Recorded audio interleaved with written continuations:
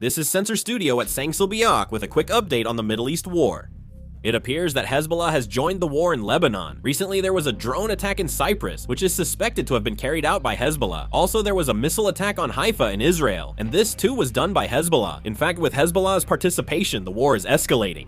This is Lebanon. Citizens in southern Lebanon are moving to safe areas within the country. This is the southern border region of Lebanon, adjacent to Israel. Gunfire can be heard here. In southern Lebanon, missiles have been launched toward Israel. In response, the Israeli military has begun large-scale airstrikes on southern Lebanon.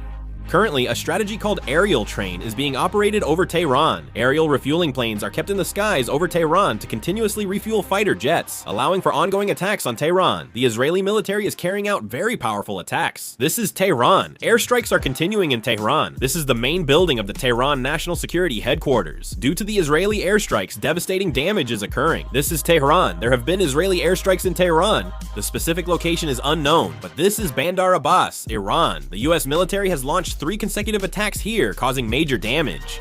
This is Kermanshah, Iran. The Israeli military has concentrated its attacks on a missile base in Kermanshah. This is Urmia, Iran. The United States and Israel jointly carried out airstrikes on the Urmia region in Iran. This is Tabriz, Iran. The Tabriz oil refinery is under heavy attack. This is Chabahar Air Base, Iran. At least 17 precision strikes have been carried out here.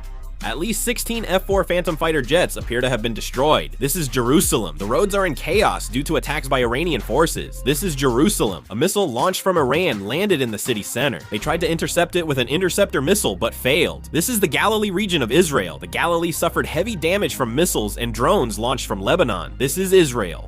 Interceptor missiles are being launched in Israel to stop Iran's ballistic missiles. In Bahrain, the 5th Fleet headquarters has been heavily damaged by Iranian airstrikes. The place that was hit has been confirmed as a maintenance company that repairs ships belonging to the US Military Sealift Command. This is Dubai. Iran's Shahed 136 drones are gliding all over Dubai. Iranian Foreign Minister Abbas Araghchi sent a letter to the United Nations condemning the assassination of Supreme Leader Ayatollah Ali Khamenei as a grave, unprecedented violation of basic international norms. He also said a dangerous Pandora's box has been opened. After a call with the UAE leader, the Syrian president expressed support for Gulf countries. The UAE has fully withdrawn embassy staff from Tehran, evacuating all diplomats and cutting diplomatic ties with Iran. Zelensky, the president of Ukraine, stated that Ukraine can help shoot down Shahed 136 drones. The Gulf countries pledged to defend themselves against Iran's attacks, including responding if needed, following the Gulf Cooperation Council's creation of a unified response plan in a virtual meeting. The Arab League strongly condemned Iran's acts of aggression and issued a statement of denunciation. After the United States and Israel declared war on Iran over the weekend, crude oil futures prices surged in the first trading session. West Texas Intermediate crude oil rose by about $8 per barrel to around $75 as soon as futures trading opened on Sunday evening. Brent crude, the international oil price benchmark, surged more than 12% to nearly $82 per barrel. As of Friday's closing price, Brent crude was just above $73 per barrel. If more news comes, I'll make and upload a video. Thanks for watching.